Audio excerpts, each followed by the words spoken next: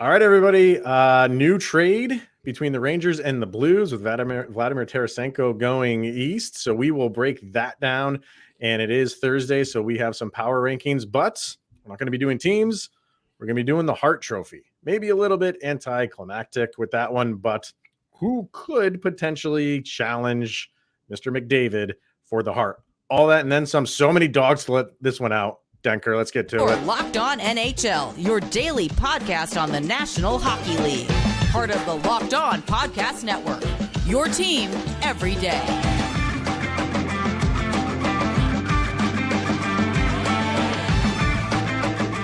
All right, everybody, welcome to the Thursday episode of Locked On NHL from the Locked On Avalanche podcast. I am Chris Maselli from Locked On Tampa Bay Lightning. He is Mr. Adam Denker. Thank you for tuning in, making this your first listen of the day. That's always appreciated. We will get to the Hart Trophy power rankings here in a little bit, but because of the most recent news, we're going to lead with another big name trade going down. And that is between the Rangers, New York Rangers, and the St. Louis Blues. We knew Tarasenko was going to be traded.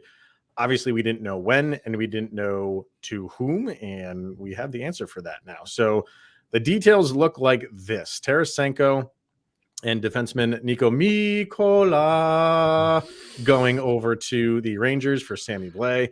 Hunter Skinner, a conditional first round in 2023 and a conditional fourth in 2024. St. Louis also retains 50% of Tarasenko's salary. What do you make of this, sir? I feel like this is kind of highway robbery for the New York Rangers, if you're asking me.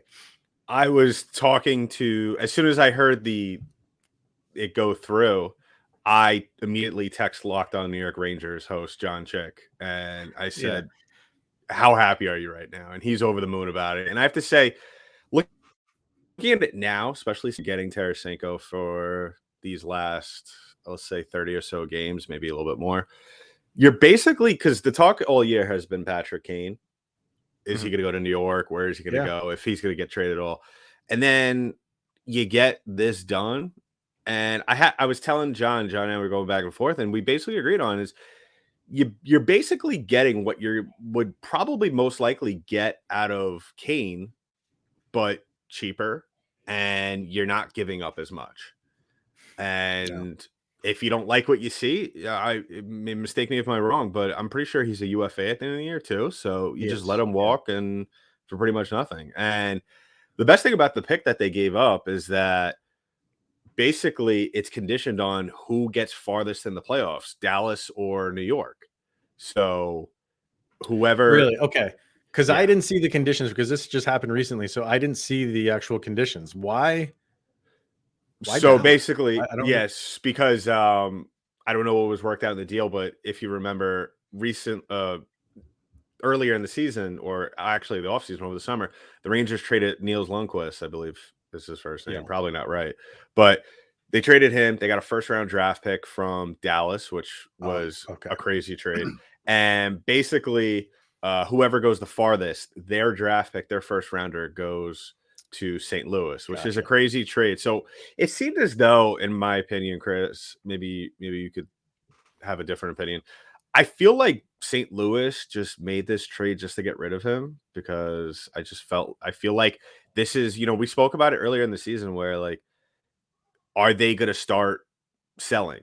And this was like November when we had this conversation, and then they started to improve, and now it seems as though they're selling. So I guess they're just getting rid of the pieces just for the sake of getting rid of the pieces, so they could have some sort of peace of mind and signal to other teams, come get Ryan O'Reilly, come get Jordan Binnington if you want to deal with that. So,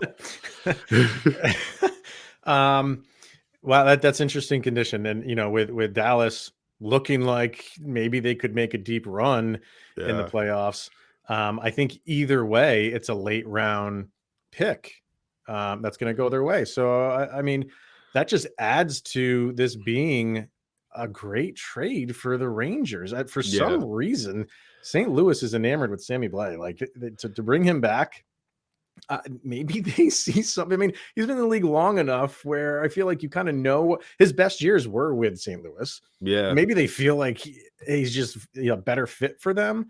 And then to get Skinner, who I really don't know much about, but maybe reach out to John and see what he's all about. But yeah, you're not. And if that's like you mentioned it, like if you don't sign him beyond this year, you didn't give up a ton. So I think this is if it does turn out to be a rental, this is like a perfect rental deal. If that's how it ends, to make a run, he makes you better.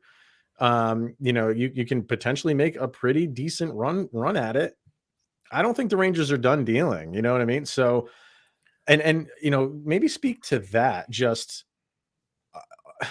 these is two big name players off the board now. I think a lot earlier than a lot of people expected. Is this going to be the norm from here on out? Maybe for seasons yet to come, and obviously this year, you got two big names who are traded now. Are we going to start seeing like teams just wheeling and dealing out of sheer panic that somebody else is going to get this guy? Nobody's waiting now until the deadline. Well, I think it's not so much out of panic, Chris. I think it's more so just, listen, nobody's got really a lot of money to play with. Yeah, that's so let's make the deal now instead of at the 11th hour on March 3rd when we're scrambling. When you're driving through a tunnel through the tunnel going into Jersey as Chris Drury, and you can't get a signal to call the GM of the St. Louis Blues. But all jokes aside, if I was a GM, especially with the landscape financially of the NHL right now, you got to pull the trigger now because in an hour or so you get a call back from St. Louis and say, sorry, you know what, we got a better deal somewhere else. We just realized you were about to fleece us. So sometimes in these kind of deals, Chris, I mean, it as well as I do, you just got to pull the trigger. Yeah, you can't. I mean, you got to make a move. You can't sit around too long because they're going to think about it, or they're going to think about it and they're going to get cold feet. Right. What do you think? How much does this move the needle for the Rangers in terms of their standing in the East? They're third in the Metro right now, 4 points behind the Devils, but the Devils do have a game in hand. As far as the division goes, they're comfortably ahead of the Capitals. They're 6 points ahead of the Capitals. So it's a playoff team, right? I think we're pretty comfortable saying like the Rangers will make the playoffs. Yeah. What do you think this does for their chances to make a deep run? Does it really bring them up to the level of any of the teams above them? From what I've seen this year, I'm not Tarasenko adds another bullet in the gun for you. But at the same time, if you watch their most recent game last night being against Vancouver, I mean, that was a way closer game than it should have been. Vancouver made them sweat very late into that game. And so that speaks to me is that they need to get better goaltending out of Igor Shesterkin because the last couple of games I've watched, I've happened to catch a handful of Ranger games. Yaroslav Halak has been the better goaltender, which is a scary thing to say out loud. And on the other side of that, that also tells me you got to bolster up your back end. So if this is just the deal that they made and that's it, then it doesn't really move the needle for me. I mean, they probably get into the second round. But at the same time, I mean, if that's the only move, I don't see how you could go any farther, especially when you're running into, the Devils. I mean, you're playing the Devils the first round, so you have to get by them first. But you could do. I do. Yeah, they could. I don't think that the Devils. We've spoken about this. The Devils are one of those teams that they're going to be great during the regular season, but you have no idea. Don't know. Yeah, you have no idea. And maybe that's unfair to them, but that's just the reality of the situation. I mean, I don't think the Devils have been in the playoffs since the mid 2000 teens, 2000 teens probably. But 09. I think it was 09 or something. But yeah, I mean, I don't think this really does much for the Rangers. I don't think Chris Drury at the end of the day is hedging his bets on winning a cup with Vladimir Tarasenko being the breaking point. Yeah, but right so I don't think he's far from done. But I mean, they only have 95K left in cap space. So I don't know what moves. I mean, the only thing that I could think of is they sell off one of their big guys for a defensive piece. What's that really do for you, this though? sounds crazy. I mean, do you really entertain the idea of trading away a Capo Caco for, an Eric Carlson and have San Jose retain some of that money? I mean, he's the hot button back end right now. Yeah. So we shall see. But I just feel like, there's going to be more of these top name players coming off the board now instead of later because of these two moves.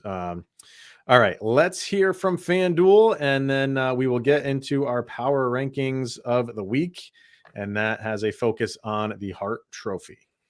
But first, this year, the only app that you need at your Super Bowl party is FanDuel. It's America's #1 sports book, and we here at Locked On are very excited about our partnership with FanDuel because they are the #1 sports book in America. And if you're new to FanDuel, that's even better. They have so many great features to make betting on sports fun and easy. Download the FanDuel app right now so you can get your bets in on Super Bowl 57 with a no sweat first bet, and you'll get up to $3,000 back in bonus bets if your first bet doesn't win. So Super Bowl right around the corner. Denker, have you solidified which route you are taking in the Super Bowl?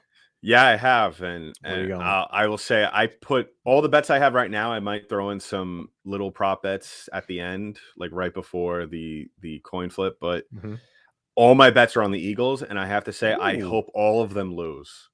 Well, see, that's what I was going to say. Like, you're smart because you're betting with your head and not your heart, which I cannot do, which is why I am terrible at betting. Yeah. But so you have your bets in, but you want them to lose. I want to lose all of them. There's not one bet that I have that is not on the Eagles. So if you win, your winnings are getting donated to charity because that's Eagles money that you just don't want in your pocket. We're not going that far, is what you're saying? I'll donate it to buy more grease for the city of Philadelphia. To put on the lamppost. Oh, I love it. FanDuel lets you bet on everything from the money line to point spreads to who will score a touchdown. And the FanDuel Sportsbook app is safe, secure, and super easy to use. Best of all, you can get paid your winnings instantly. So join FanDuel today at FanDuel.com/locked-on to claim your no sweat first bet on Super Bowl 57. That's FanDuel.com/locked-on. Make every moment more with FanDuel, the official sportsbook partner of the NFL. All right, so that trade is in the books. So I also heard that it might take a little while to get that finished because Tarasenko has he's got to waive the no trade clause that he has and all that other stuff, like the semantics and the dotting the I's and crossing the T's needs to happen. So maybe it's not announced immediately, but wouldn't you think that they would have gotten that all covered before? I think, yeah, but I'm sure there's paperwork that they file with the league because he has this list and stuff like that. So I'm sure the outline is done and everybody's agreed to it. It's just they won't announce it until everything is in and the league signs off on it. So that maybe won't be till tomorrow. I don't know. All right, we are going to get to our power rankings right now. And like I said, this is a focus on the Hart. And maybe it's because he was just traded, but Vladimir Tarasenko is at the top of the Hart Trophy rankings. No, he's not. I'm just lying. Clearly, Connor McDavid, this is his to lose, which I don't think anybody really thinks he's going to do, barring some catastrophic fall from grace that he's having this year. So he leads these Hart Trophy power rankings. And if you're listening and you can't see on YouTube, I'll go through them for you. Number 2, David Pastrnak. Number 3 is Tage Thompson. Number 4, Jason Robertson. Number 5, Jack Hughes. Number 6, Nikita Kucherov. Number 7, Mikko Rantanen. Number 8, Matthew Tkachuk. Number 9, Mitch Marner. And number 10 is Adam Fox. So, I mean, there's always that question every single year about MVP and who is the most deserving. And sometimes it's based solely on stats. Guys just have ridiculous stat seasons. And sometimes it is the literal term most valuable player to his team. And I think right now, yes, McDavid has insane value to his team. Like year in and year out, he does. But I think he's got both things in his back pocket right now with the value that he has. Because if he's not there, let's get real. Like, we're not even talking about the Oilers. While they still have some good players on that team, he makes them a playoff team. And the pace he is on right now is one that we haven't seen in a long time. So I guess I think we're all in agreement that he is number one in these rankings and everybody's rankings. But do you feel like when the time comes for voting, for official voting, this is a wash? Like, he just gets every single vote for first place? Or do you think there's some writers out there who are just going to go in a different direction just to be the voice of opposition, or for any other reason they feel like they want to come up with? I mean, I feel like we always have this conversation with any awards or any like Hall of Fame ballots. And I'm just going to reiterate probably what a few people are going to say if it does happen. Two things.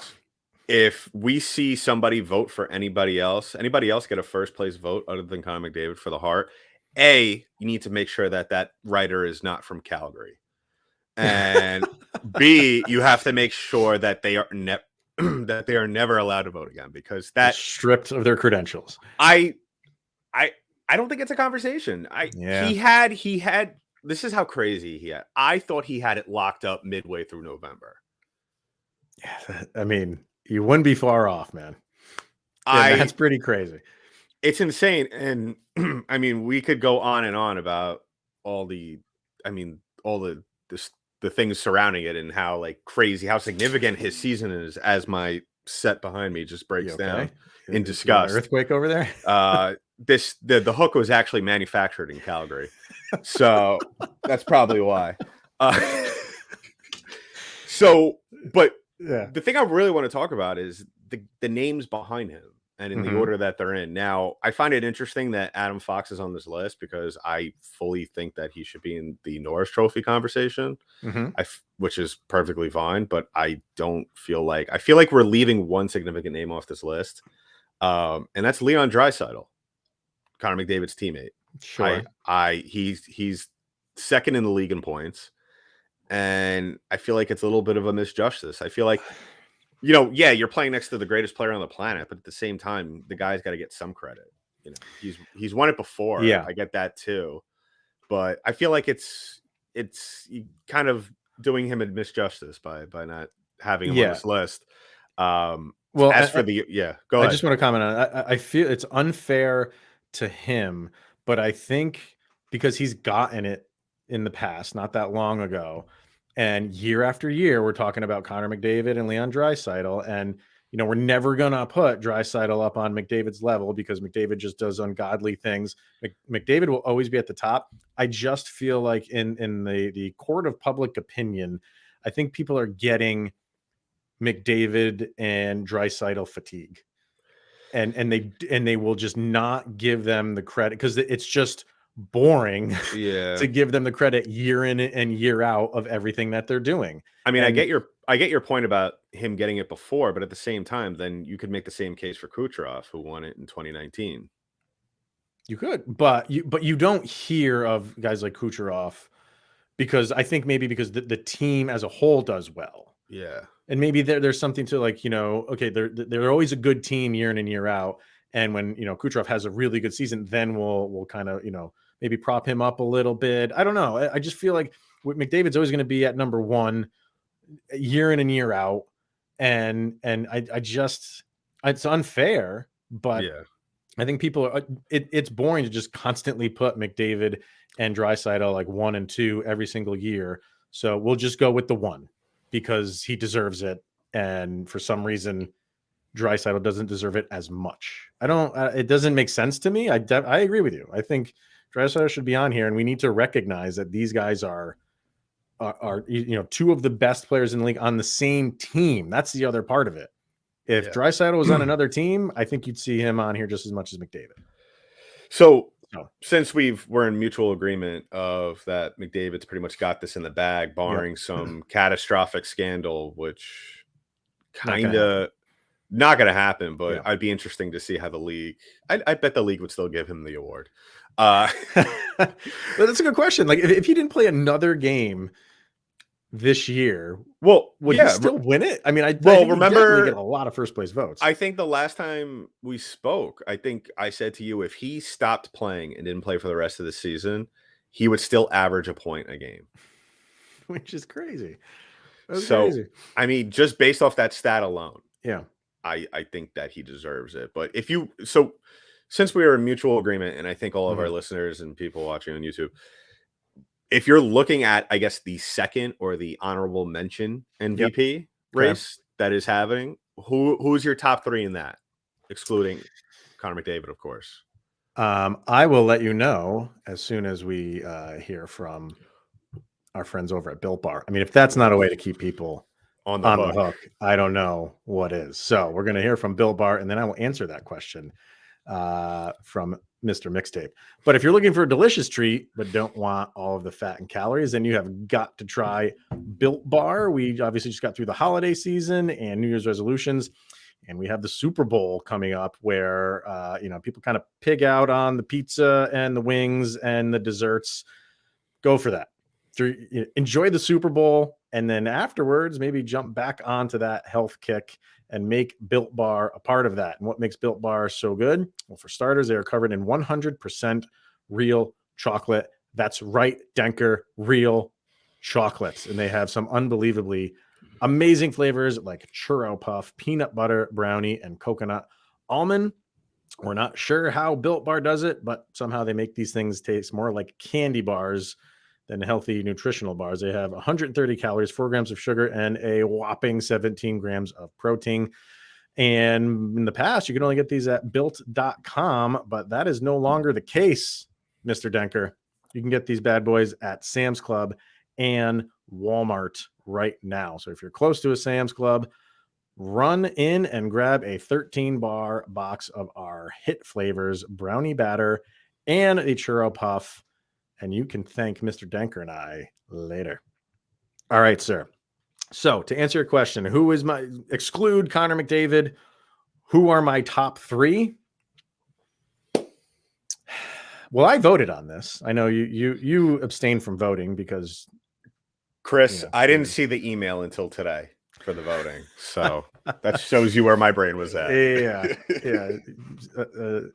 Enact those notifications on your email, sir. So beyond Connor McDavid, at number 2, I put Jack Hughes. I put Jack Hughes at number 2. I put Tage Thompson at number 3. Okay. And I had to put Mikko Rantanen at number 4. I put your Nikita Kucherov at number 5 if you want to get an extra one in there. But yeah, I think I'm a Jack Hughes fan. And maybe there was a little bit of that coming through, but I feel like, he's finally stepped up to the plate and kind of everything that's been talked about him since he was drafted. He's finally starting to take control of that. And I think as the season goes on, he's just going to continue to just, exceed expectations right now. So I think he's playing fantastic. He would be my number 2. Yeah, and as far as Tage Thompson, obviously, and then Mikko, I didn't want to put Mikko down too low. I didn't want to put him at number 2 because I don't want people thinking I was like an insane homer for him. But with all the injuries that the Avs have had, he stepped up. He stepped up, and he's continued to as they've gotten healthier. But he's having a fantastic season for the Avs. So I love your Jack Hughes placement because being up like literally 30 minutes away from Jersey, I got to see him quite a bit. But I hate to bust both our bubbles. I don't know if you saw, it was announced today that he is week to week with an upper body injury. I did not see that actually. Yeah. Oh boy. There's He's that. still number 2. Yeah. I mean, we could go into that real quick. How does that affect the Devils down the road? But my top 3 minus McDavid, I would have to say I think it's going to be Marner at 1. Everyone talks about Matthews, but I really think that Marner is the glue guy for this Maple Leafs team. I I mean, just from them being in our division with the Lightning, I am actually, when the Lightning play the Leafs, I'm more afraid of Mitch Marner than I am of Austin Matthews. Really? Yeah. Ooh. And Them's fighting words, man. Wow. Okay. I'm not saying I'm not afraid of Mitch Marner, but Matthews scares the bejesus out of me. That guy is so good. and then I got Cooch. I got to put Cooch in Mhm. there. And then I got to Okay. put Hughes. I think Hughes is, I just think he's the best skater that I have ever seen at a in-person hockey game. That's good. Yeah. And like we said, I think on the last show or whatever, I think that if you want to see what Connor Bedard is going to look at like more realistically, don't look at Connor McDavid, look at Jack Hughes. You think that's So more of a I just think that comparison than yeah. I just think they have the same build. Yeah. I know that Bedard he's still going to be growing for a couple of years. Yep. Who knows? He might have a little bit more of a growth spurt. But I think Hughes is just so multi-dimensional, and I think that he is going to be, him and Thompson are going to be the next, and Thompson too. I mean, it's hard. There's a lot of, yeah. This is all and close. Like all these guys are really close. I like to group it real quick, not to stray off too far, but I have to look at it like most improved players. So to compensate those guys, not even ranking them, I would say Hughes, Thompson, and Robertson as most improved. Yeah. If they were going to have that award. And that's the thing. Like you can look at this and say, like, guys like Thompson and Robertson, like who knows where they'll finish this year, but you have all these like young players that are going to be in this discussion now, year after year. They're gonna be superstars. They're not gonna be stars. They're gonna be superstars. Yeah. And I obviously, being in the Central, I always throw that dig out there to the Dallas Stars, how they just did not want to pay Tage Thompson. Or excuse me, Jason Robertson. I'm looking at the standings. Jason Robertson, and now look at him. So I mean, it's a deal that they got for him. I think he's like 7.5 per year. Man, if his contract wasn't up till after this year, you probably can add another 1.5 onto that 7. No, you don't think he's getting the David money? Well, he just signed, so he's got to wait now. But no, but I'm saying if his contract was up, in the next year and a half or whatever, you don't think he's getting like close to McDavid money, or maybe 9.5 even? So if he rattles off 35, 40 goals per year over the next 2 years, you don't think he's worth 9.5, 10 on his next contract? Yeah. Yes. Oh, yes. And especially by the time that contract comes up, you got the salary cap going up. He's probably, because of the salary cap going up, he's probably hitting 10, would be my guess. Yeah. But if it stays as is, which it's not going to, like I said, if his contract wasn't up until after this year and he's doing what he's doing this year, he's from 7.5 to he's in the 9 range already. He's making bank. He's solid. He's so good. He's making mixtape money. That's what he's making.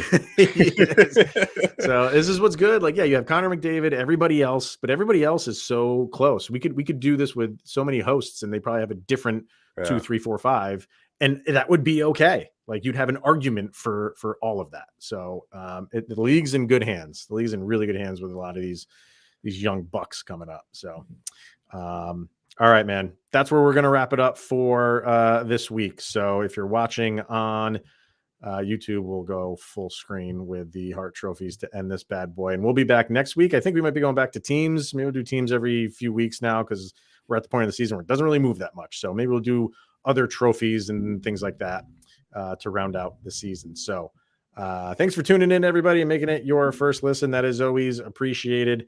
And make sure you follow Denker at Locked On Lightning and my Locked On Avalanche show. All right, buddy. See you next week.